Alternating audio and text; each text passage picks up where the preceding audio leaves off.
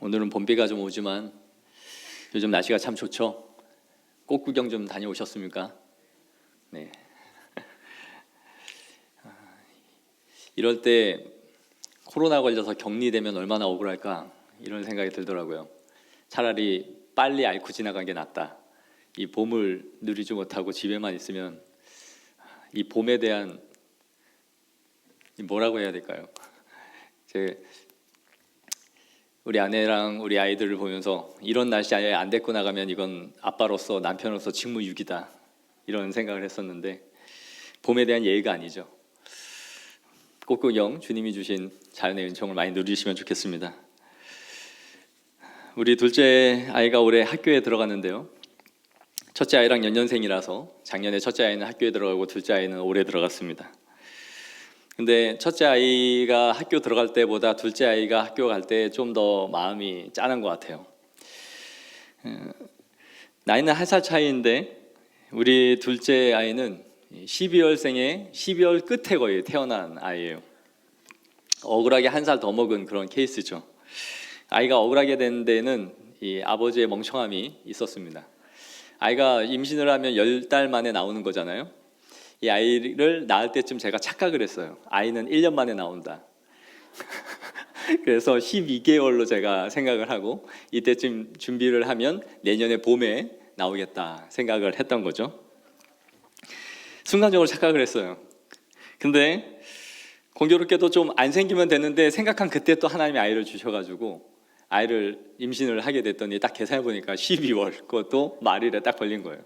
마음으로는 일주일만 늦게 나와라. 일주일만 해를 넘기자 그랬는데 첫째는 예정일에서 늦어지는 경우가 가끔 있어도 둘째는 빠르면 빠르지 늦어지지 않죠. 그래서 아이가 12월 거의 일주일 앞두고 그 새해를 앞두고 태어났습니다. 그래서 말만 연년생이지 19개월 차예요. 그러다 보니까 다른 애보다 체구도 작고요. 유치원생 같은 느낌이 들더라고요. 그리고 배꼴도 작아요. 아빠를 닮아서 밥도 그렇게 많이 안 먹고 그러다 보니까 아이가 학교 갔다 오면 얘가 급식이나 제대로 잘 먹고 왔나 싶어서 매일 묻는 것 중에 하나가 오늘 밥 싹싹 하고 왔어? 이런 걸 항상 묻게 돼요. 조금만 매워도 안 먹고 애기 같다라는 그런 생각을 하게 됩니다. 그런데 아이가 크면 이런 마음이 좀 없어질까요? 어른들 하시는 말씀이 나이가 들어도 애는 애다, 자식은 자식이다 이런 말씀 하곤 하시는데 TV를 보는데 70세 노인이 100세의 노모를 모시고 사는 그 다큐멘터리를 하나 본 적이 있어요. 이유와 사정은 잘 모르겠는데 그 70세 노인이 밥을 해서 100세의 어머니를 공양하는 거예요. 손 붙잡고 이렇게 다니는 거를 보는데 그것도 참 보기 힘들더라고요. 이 70세 노인이 공양을 받아야 되는데 노인이 노인을 공양하고 사는 모습을 보니까 마음이 참 별로 안 좋더라고요. 보고 있는데 자녀들 키우시는 부모님들 어떻습니까? 이제 자녀가 장성해서 한 40세, 50세 이렇게 돼서 그 자식이 자녀를 낳고 키우는 것을 보면서도 걱정이 되나요? 별로 안 되시는 것 같아요. 제가 볼 때는 때마다 용돈 안 주는 게 더 걱정일 것 같다 이런 생각이 드는데 전 심지어 어버이날 1년에 2번 있어야 된다는 권사님도 봤습니다. 한 번으로 너무 부족하대요. 그런 건 2번 정도 만들어야 된다고 이런 분도 봤는데 오늘 본문을 보시면 예수님도 마치 자녀를 물가에 내놓는 심정으로 제자들을 지금 파송하고 계세요. 내가 너희를 이리 가운데 있는 그 양처럼 너희를 보낸다 그렇게 말씀하세요. 제가 좋아하는 프로 중에 하나가 동물의 세계 좋아하는데요. 제가 가장 싫어하는 동물이 있습니다. 뭘까요?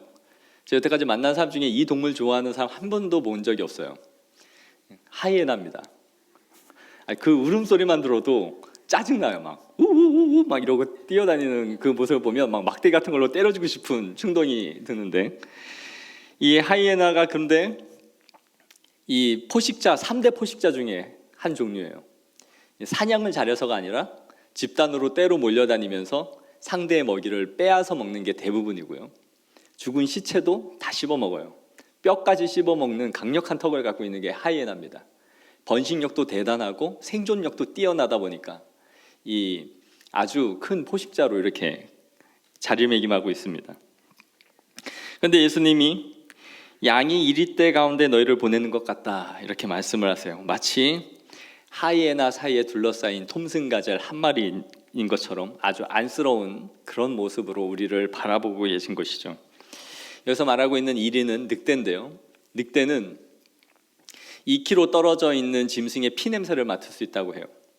그래서 봤는데 이 몸을 다쳐가지고 피를 흘리고 있는 그 짐승을 2km 밖에서 끊임없이 밤새도록 추적을 하는 거예요. 그 냄새를 맡아가면서. 그래서 결국 그 짐승이 계속 도망가다 지쳐서 쓰러질 때까지 추격을 해서 먹는 게, 잡아먹는 게 늑대였습니다. 그래서 이 이리의 습성, 그 늑대 가운데 있는 이 애처로운 양 한 마리, 예수님의 99마리 그리고 잃어버린 한 마리의 양에 비유해서 그 한 마리의 양이 애처롭게 있을 때 이 피냄새를 맡고 쫓아오는 한번 이리를 생각해 보세요. 그 양을 잡기 위해서 멀리에서도 계속 옥죄어오는 그런 상황인 것이죠. 예수님이 제자들을 이런 상황으로 너희를 지금 내가 보내고 있는 것 같다 그렇게 말씀하시는 거예요. 그래서 이런 상황 속에서 우리에게 뱀같이 지혜롭고 비둘기같이 순결하라고 말씀하세요. 이 뱀같이 지혜롭다라는 말은 이 지역의 속담이었습니다. 신중하고 상황을 잘 분별한다는 속담으로 쓰여졌다고 해요. 창세기 3장 1절에 보면 하나님이 지으신 들짐승 중에 뱀이 가장 간교하였다라고 말하는데, 본문에서의 의미는 이 교활하다라는 의미가 아니라 지혜롭다라고, 지혜롭게 행동하는 동물로 지금 뱀을 말한 것이죠. 지혜라는 것은 이 비둘기 같은 순결함이 동반되지 않을 때는 간교함이 되는 거죠. 우리 그 영악하다는 말 쓰죠. 영리하다와 또 다른 의미죠. 영악하다는 것은 지혜롭지만 약삭빠르고 사나운 면을 갖고 있을 때 이런 영악하다라는 표현을 쓰는데, 예수님이 뱀같이 지혜로워야 된다라고 하면서도 순결을 그래서 같이 말하고 있어요. 순결함과 이 지혜로움을 지금 함께 말씀하고 있는 것이죠. 우리가 살아가는 이 시대는 타협인지 지혜인지 헷갈릴 때가 참 많습니다. 어떤 상황이 우리가 맞닥뜨릴 때 이것을 우회해서 피해가는 것이 지혜일까? 아니면 이것을 정면 돌파해서 뚫고 지나가는 것이 지혜일까? 헷갈릴 때가 참 많이 있습니다. 누군가는 피해가라고 하고 누군가는 그것은 타협이니까 정면으로 뚫고 가라고 말을 해요. 과연 뭐가 맞는가? 이런 고민을 할 때가 참 많이 있죠. 제가 군대에서 참 힘들었던 게 이 신앙생활을 하는 거였는데요. 군대는 명목상 주일 낮 예배도 있고 저녁 예배도 있고 수요 예배도 있습니다.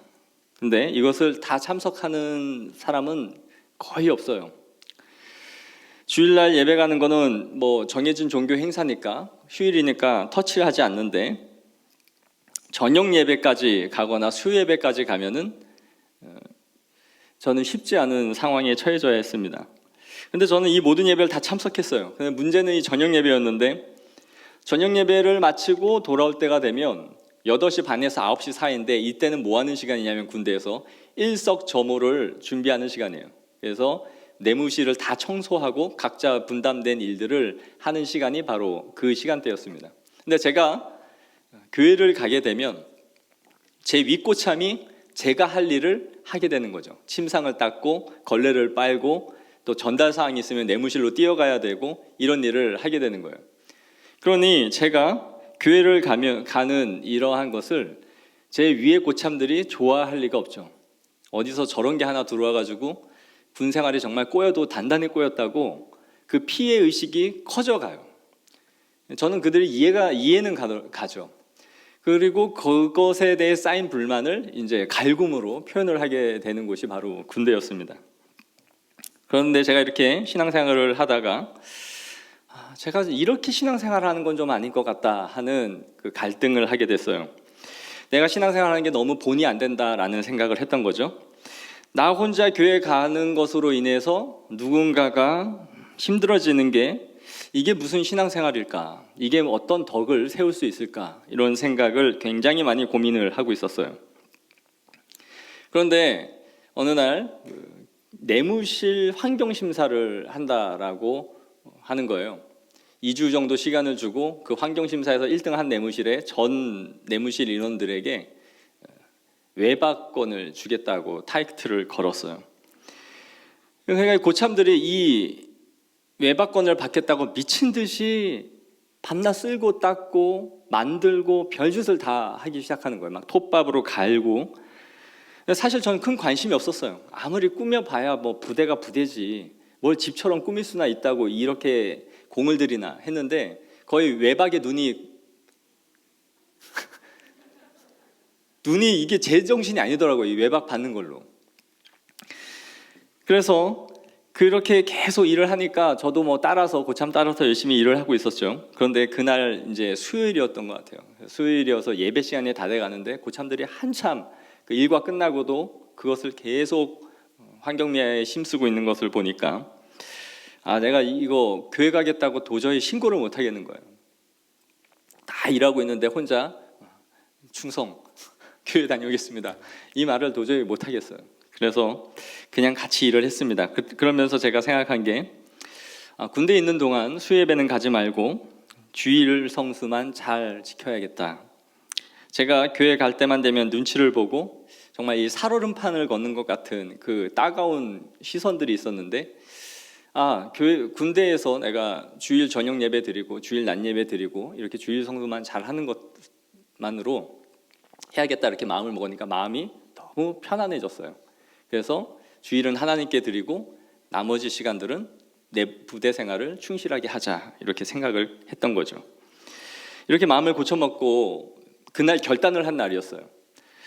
그리고 점호를 하는데 당직 사관이 저희 내무실에 들어와서는 이제 차렷 자세로 대기를 하고 있는데 저를 보더니 그래요. 너 왜 교회 안 갔냐? 저한테 물으시는 거예요. 그래서 제가 내무실에 일이 좀 많아서 제가 못 갔습니다. 그랬더니 너 신자가 교회를 가면 돼, 안 돼? 이분이 교회 다니는 분이 아니었거든요. 그러면서 우리 옆에 있는 고참들 보고 네가 가지 말라 그랬어? 네가 가지 말라 그랬어? 그러고 이제 묻는 거죠. 고참들이 아니라고 지가 알아서 안 간 거라고 막 이제 괜히 불똥 튈까 봐. 그래서 그러면서 저한테 하는 말이 너 교회 안 가면 지옥 가.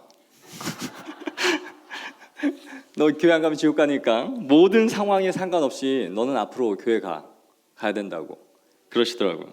그래서 제가 이것을 하나님의 응답이다라고 그때 여겼습니다. 고참들은 제가 내무실 있기 싫으니까 잔머리에 굴려서 청소하기 싫어서 교회 간다고 아마 그런 생각했을 거예요. 저거 내무실 있어봐야 힘들고 전달사항 받고 그러니까 교회 자꾸 도피성으로 간다. 근데 솔직히 저에게 너 부대에 있는 게 편하냐 교회 가는 게 편하냐 그러면 저는 100% 부대에 있는 게 편했습니다. 왜냐하면 가도 마음이 하나도 안 편해요. 어떤 일이 부대에서 일어나고 일을 하고 있을지 이런 게 상황들이 다 보이니까 하나도 마음이 편하지 않았어요. 내무실을 들어오면 다 청소하고 있고 제가 들어오면 무슨 죄를 짓고 들어온 듯한 그 느낌, 따가운 시선들이 있었던 거죠. 그래서 저는 남에게 피해를 주면서 신앙생활을 하는 것, 이것은 곧 하나님의 영광을 가리는 것이다. 내가 이곳에서 한 영혼이라도 얻기 위해서는 부대 생활을 더 열심히 해야 되지 않을까 하는 생각 때문에 이 예배를 저버리려고 했던 것이죠. 그런데 하나님께서 그날 저의 생각을 즉각적으로 바꾸어 주셨던 거예요. 그때부터 예배를 가는 길이 저한테 뭐 훤히 열렸느냐 전혀 그렇지 않았습니다. 똑같았어요. 똑같았지만 제 마음은 갈등하진 않았어요. 이 예배를 가야 되냐 말아야 되냐 이런 갈등을 하지 않고 힘든 상황이 와도 계속 예배를 지키려고 했던 것 같아요. 사탄은 이렇게 너무 간교하고 교활해서 우리의 이 분별력을 흐트러 놓습니다. 우리가 이기적인 방식으로 우리의 신앙을 저버리게 하지 않아요. 신앙생활을 어느 정도 한 사람들은 자신을 위한 그런 방식으로 신앙을 저버리지 않아요. 그렇지만 아주 이타적인 방식으로 때로는 성경적인 방식으로 또 말씀을 왜곡하여 우리의 분별력을 흐트러 놓는 것이죠. 나는 그리스도인으로서 덕을 세울 거야. 내가 내무 생활을 잘할수록 저들이 나의 신앙을 인정할 거야 라는 것이 저의 함정이었어요. 내가 이렇게 할수록 저들은 내 신앙을 인정하게 되고 그리스도인이 무엇인지를 조금이라도 생각할 거야 라고 했던 것이 선한 생각이었지만 저의 함정이었던 거죠. 우리는 신앙생활을 하려면 잘하려 하면 우리의 상황이 잘 하나님께서 열어줄 것이다라고 생각하는데 그런 생각을 버려야 합니다. 우리의 믿음이 자라기 위해서는 시련이 있어요. 물론 저는 이렇게 힘들게 싸웠으니까 어떤 일이 있어도 당신은 예배를 드려야 합니다 라고 말하지는 않아요. 그러나 우리가 이렇게 헷갈릴 만한 상황 속에서 하나님께 지혜를 구하고 분별력을 구하지 않으면 그 길을 인도해 가시는 하나님의 응답을 받을 수 없다라는 거예요. 여러분, 돈을 더 벌 것인가? 예배를 포기하고 돈을 더 벌 것인가? 예배를 드릴 것인가? 여기에 지혜가 필요합니까? 이건 지혜의 문제가 아니에요. 답이 정해져 있는 거예요. 모든 것을 영광받기를 원하시는 하나님께 드리는 것이 합당한 거예요. 11조를 드릴 것인가 말 것인가, 하나님 지혜를 주세요. 그런 기도는 필요 없는 기도예요. 답이 성경에 있기 때문이죠. 그런데 문제는 A를 선택해도 하나님 편에서 선택을 하고 B를 선택해도 하나님의 영광을 위해서 무언가를 하려고 할 때 분별력과 지혜가 필요해요. 가령 선교지에 핍박이 왔을 때 내가 이 선교지에 남아서 그냥 죽을 것인가 아니면 피해서 갈 것인가, 무엇이 하나님께 영광이 될까? 지혜가 필요한 부분이죠. 둘 다 하나님의 영광을 위해서 하려고 하는 마음이에요.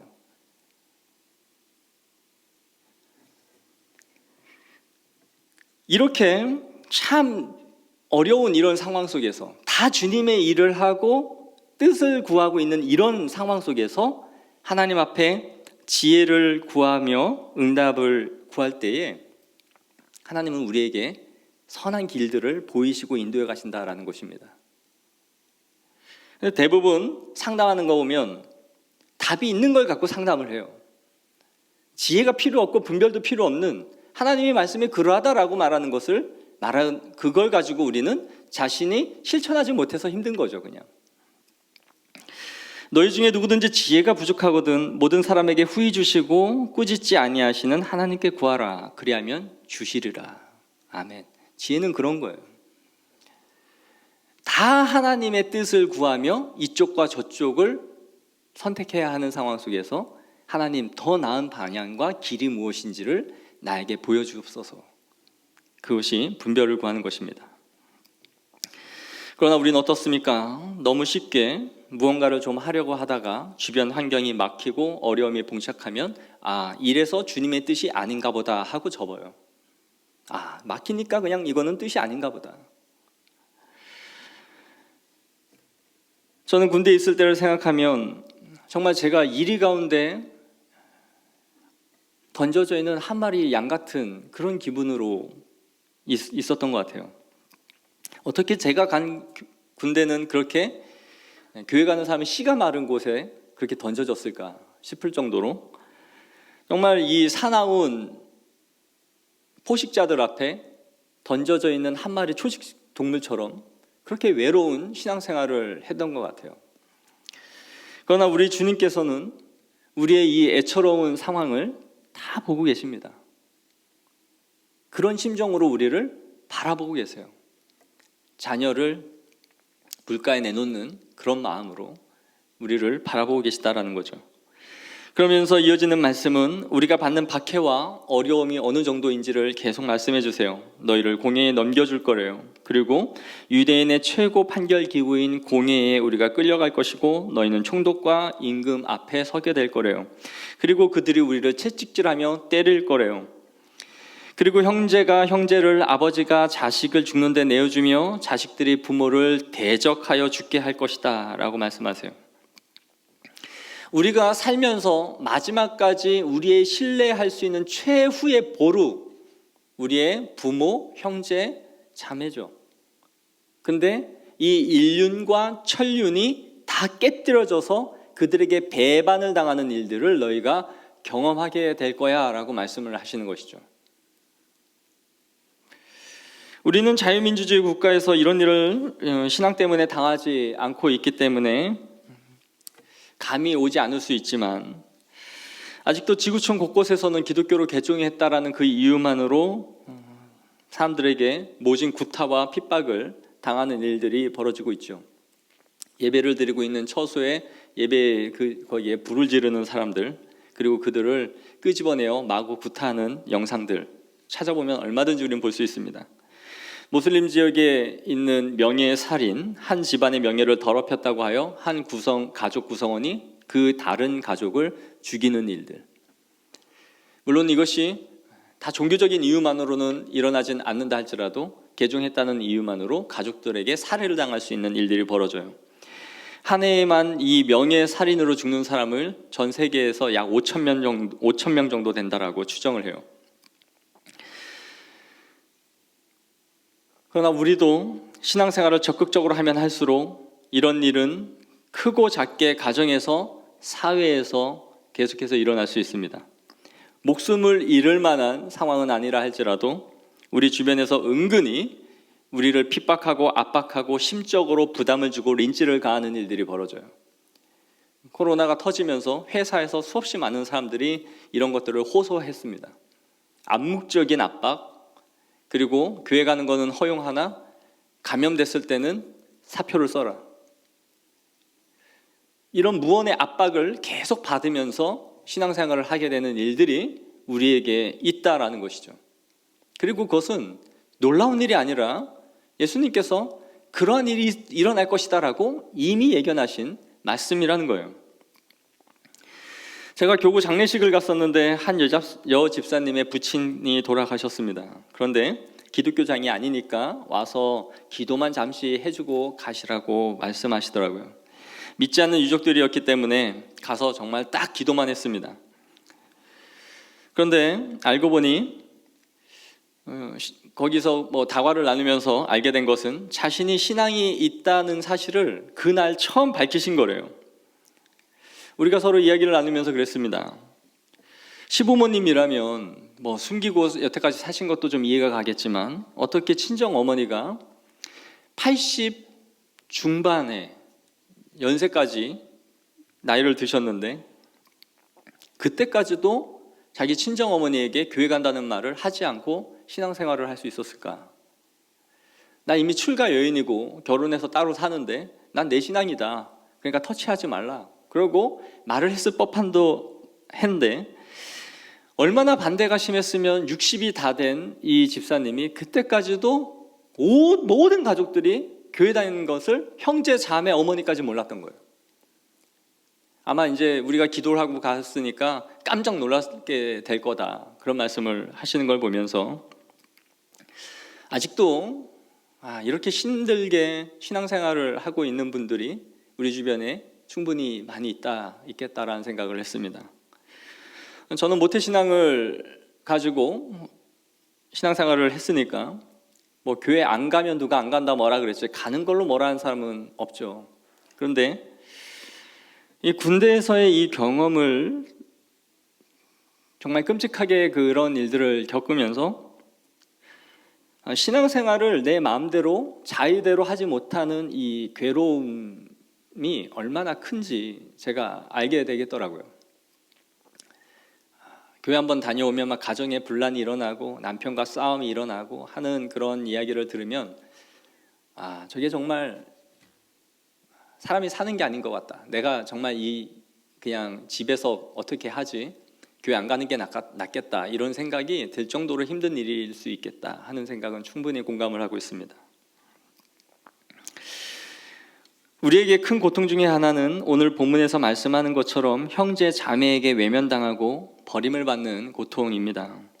유대인들은 실제로 유대교를 버리고 기독교로 개종했을 때의 가족들에게 버림을 받았어요. 그들과 등을 져야 했고 뿐만 아니라 유대 사회 안에서는 어떤 경제적인 활동을 할 수 있는 길들이 막혔습니다. 모든 불이익을 감내해야 했어요. 자신이 속해 있던 길드에서 추방당해야 했고요. 즉 생계에 위협을 받는다라는 걸 의미했습니다. 그 사회에서는 아무것도 할 수 없는, 내 권리를 주장할 수 없는 상황으로 들어가는 것이죠. 이렇게 초대교회의 당시에 그리스도인이 된다는 것은 엄청난 희생을 각오해야만 가능한 일이었던 것이죠. 저는 당시 그리스도인들이 오늘날 우리가 받고 있는 어려움과 고통을 본다면 콧웃음 치지 않을까 하는 생각을 하게 되곤 해요. 초대교회 성도들과 비교할 때에 우리는 정말 참 다양한 이유들로 이 바람에 스치는, 그냥 지나가는 바람에만도 우리의 신앙을 쉽게 그냥 놓아버리고 헌신을 포기하고 우리의 예배를 그냥 놓아버리고 사는 것은 아닌지 우리가 참 회개하고 머리를 숙여야 한다라고 생각이 듭니다.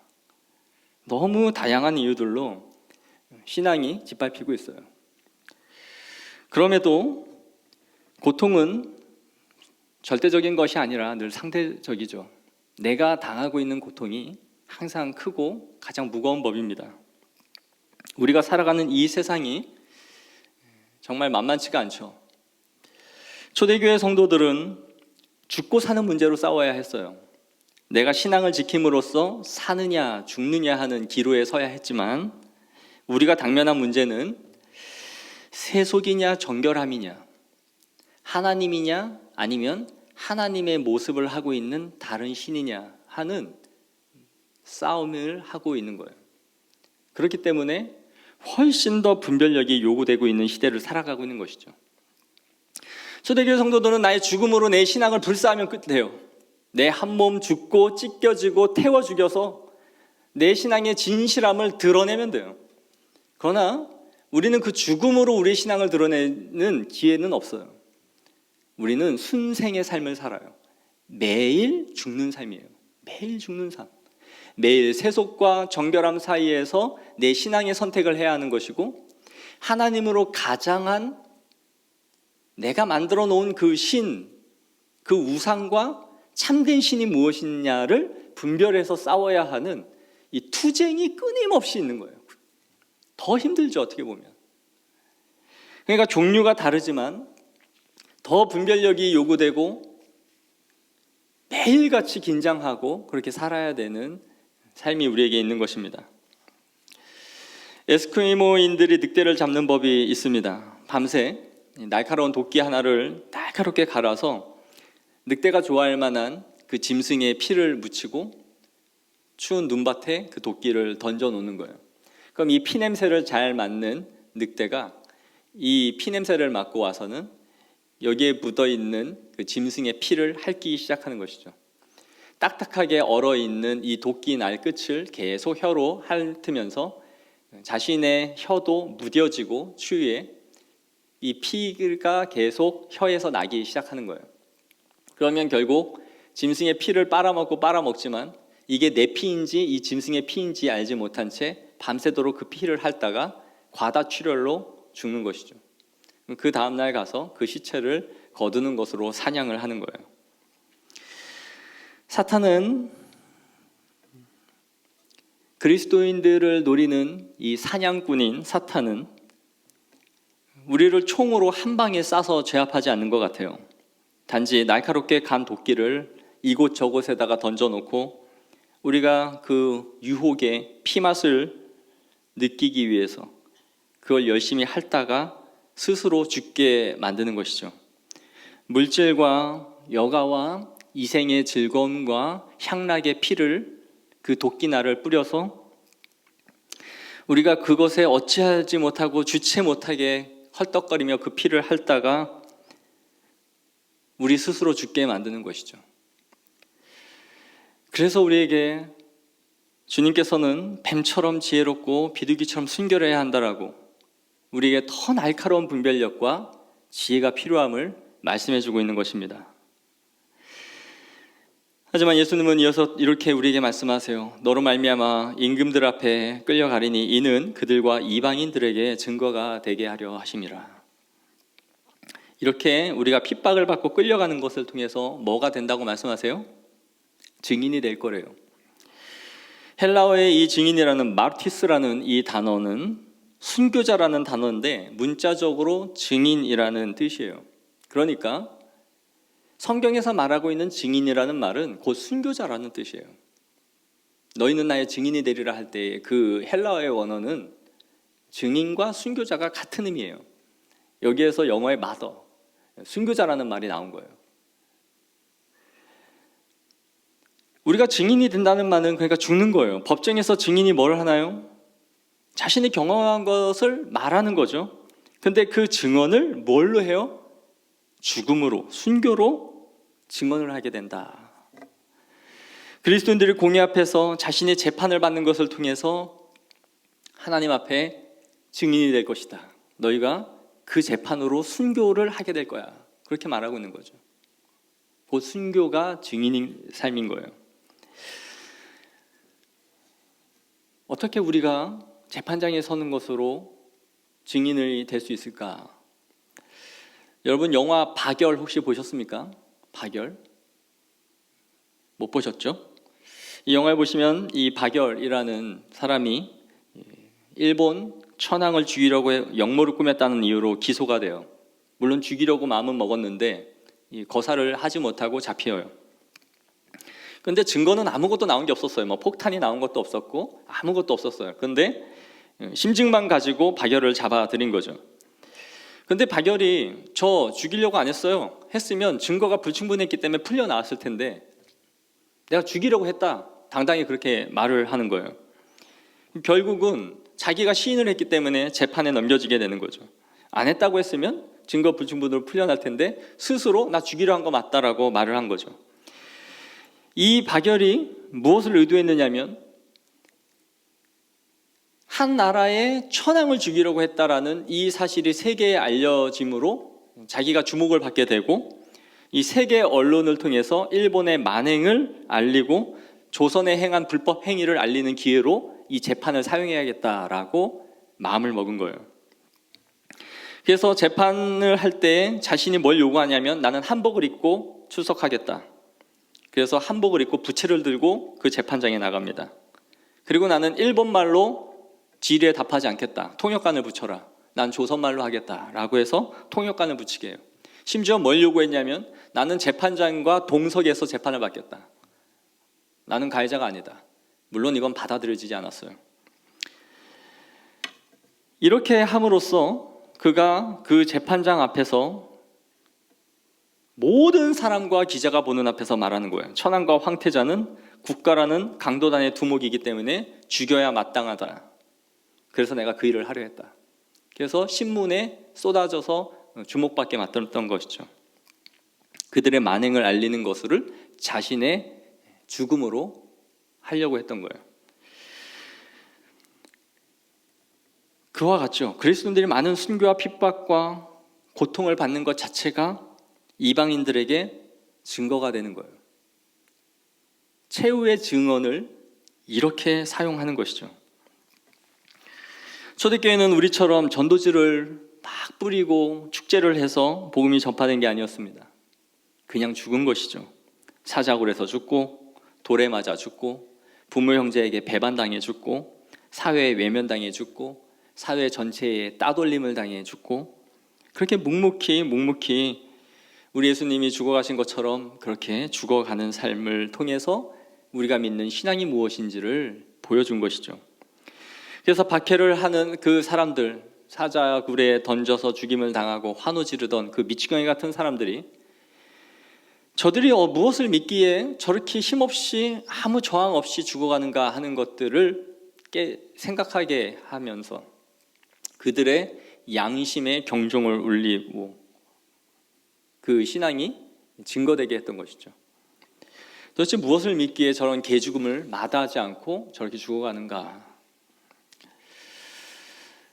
사랑하는 성도 여러분, 진정 이 시대에 우리가 필요한 그리스도인의 자세는 참으로 미움받을 용기를 갖고 살아가는 것입니다.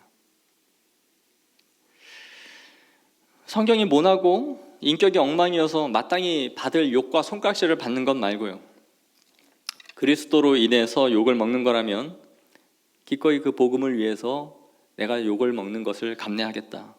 내가 손해를 보고 영혼을 구할 수 있다면 그것을 내가 감내하겠다. 복음을 전하는 것으로 미움을 받는다면 극간 미움쯤은 받겠다. 제가 고등학교 친구가 있었는데요. 이 친구를 대학교 때 축제할 때 교회에서 했던 전도 축제 때 데리고 왔었어요. 그래서 멀리 있는 친구였는데 제가 집이 안양에 있을 때 오산에 사는 친구가 거기까지 왔었어요. 그리고 갔죠. 너무 머니까 오래 못 봤어요, 친구를.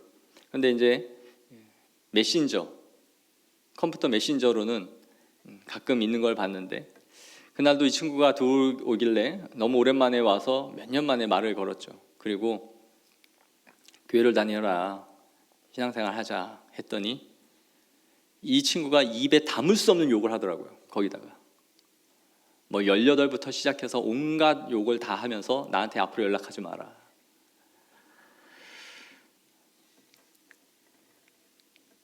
오늘날 우리는 너무 사랑받고 싶은 욕구가 강한 시대를 살아가고 있어요. 남에게 인정받고 싶은 욕구, 모든 사람에게 칭찬받고 싶은 욕구, 대중이 나를 좀 알아줬으면 하는 욕구, 내 이름을 좀 냈으면 하는 욕구, 누구보다 좀 더 나았으면 하는 욕구. 그 앞에서 너무 비굴해지죠. 너무 비겁해집니다. 모든 사람이 너희를 칭찬하면 화가 있도다. 저희 조상들이 거짓 선지자들에게 이와 같이 하였느니라. 모든 사람이 너희를 칭찬하면 도리어 화가 있대요. 우리가 세상과 하나가 된다면 분명히 세상은 우리를 좋아하고 칭찬할 것입니다. 세상은 우리가 복음만 포기한다면 우리를 기꺼이 사랑할 거예요. 복음을 빼고 빵만 가져다 준다면 그들은 손을 벌리고 교회가 하는 모든 행사들을 열렬히 좋아하겠죠. 너희들이 하는 그 복지, 너희들이 우리를 돕고 있는 모든 행위들 참 좋아, 쓸모 있어 라고 말하겠죠. 그러나 빵과 함께 복음을 같이 전해보기 시작하십시오. 와서 이런 거 가지고 와서 그런 소리 할 거면 이것조차 가지고 오지 말라라는 사람들이 늘어날 것입니다. 절대 그들은 복음을 전하는 것에 대해서 호의적이지 않고 좋아하지 않을 겁니다.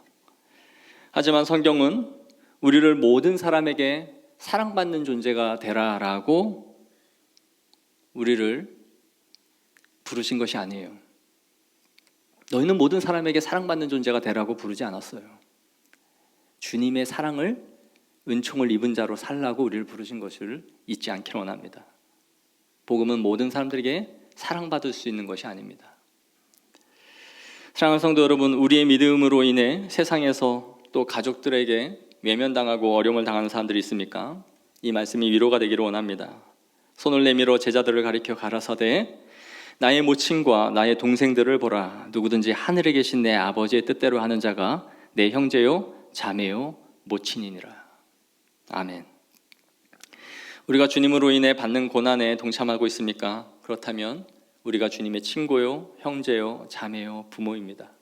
우리를 예수님의 참 가족으로 불러주신 하나님의 은혜에 감사하며 우리에게 맡겨주신 믿음의 자리를 고통과 그 어려움을 인내로서 우리의 구원을 확증해 나가는 믿음의 성도들이 되어지기를 원합니다.